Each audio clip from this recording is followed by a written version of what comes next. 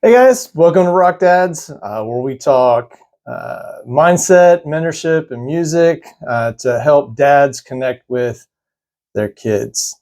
Uh, we've kind of been talking on the Facebook group this week about musical genres. And for me, musical genres are really kind of analogous to the human mind in the sense that there's different facets, there's different buckets, there's different layouts by which we experience things and connect to things.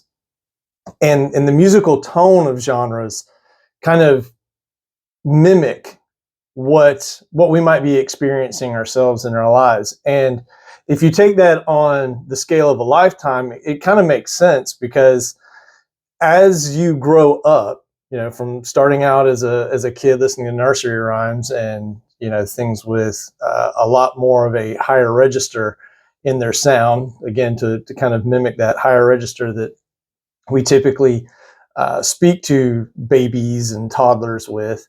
As we grow out of that and start to experience new kinds of music, we gravitate towards those things that are most connected to how we're thinking and feeling at that time. And that's that's really cool in one way because there's a shared connectedness between everybody that you can have that connection with. So that's something that's very easy to connect with people on, and it can also kind of give you an idea of where people, where their mindset is at right now. How much they're listening to a particular genre, how much they're listening to a particular band, even can give you some insight as to where they're emotionally, what their emotional status is right now. And you know, for better or for worse, that can be something that you can use to help somebody out or connect with somebody or lift somebody up.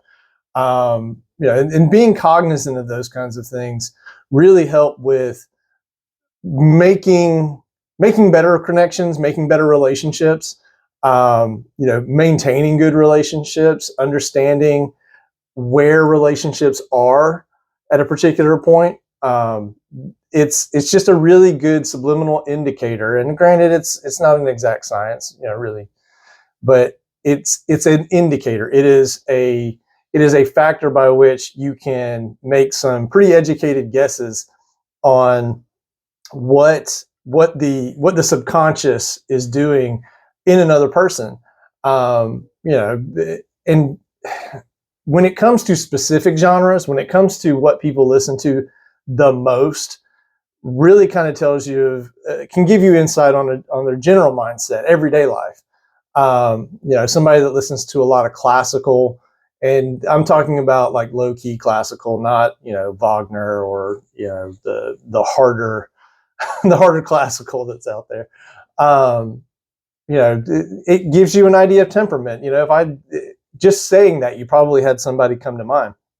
Just like if you had, if somebody said something to the effect of, heavy metal or R&B, jazz. There's a certain personality type that you automatically associate with those things. And again, this is all generalities. It's not meant to encompass everyone and everything that listens to each of those genres. But again, there are generalities that can be made, and that can help you give insight into somebody else. Especially if you're just meeting at the same time. One of the most popular questions that people ask when meeting them for the first time is, what kind of music do you like? And there's a reason for that. It's because music connects at a level that a lot of times words just can't. And granted, lyrics being what they are in music, has the ability to have that connection, but it's the foundational elements. It's those lyrics typically, not all the time, but typically come after the music is made. So even the lyricist is finding meaning, finding connection with the tones, with the melody, with the harmonics that are going on within the song to make the connection to the music to then turn around and have that connect to the wider audience. So, it's something that most people probably don't even think about. And because, I mean, we've got so many other things going on, but, you know, we are, we are so separated in so many ways today, you know, partly because of technology, partly because of the ability to go and do and be in places that we might not have been able to at one point or another. But finding connection, finding ways to relate to people, especially in this very social media oriented world that we live in today, is extraordinarily important. But also, it's a skill that will serve dividends if you can develop it. And granted, there's a gazillion different ways to get those connections. You know, music is just one form. I mean, almost every form of art out there is a way to connect with people.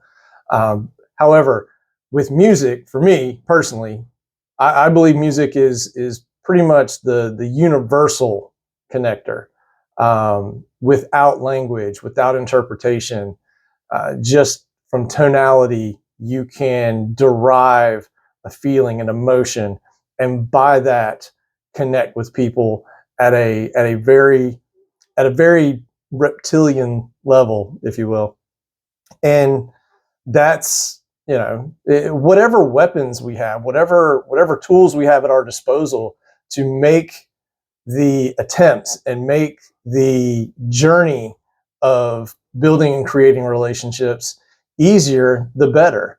And that's kind of how, maybe now in my later years, maybe didn't always feel this way, but that's how I look at that question when I ask people, you know, what kind of music do you like? It's less, much less of a, like, oh, what is this? You know, what's going to come out of their mouth that I can criticize and be like, well, that's not real music. It's more about, you know, okay, where are you?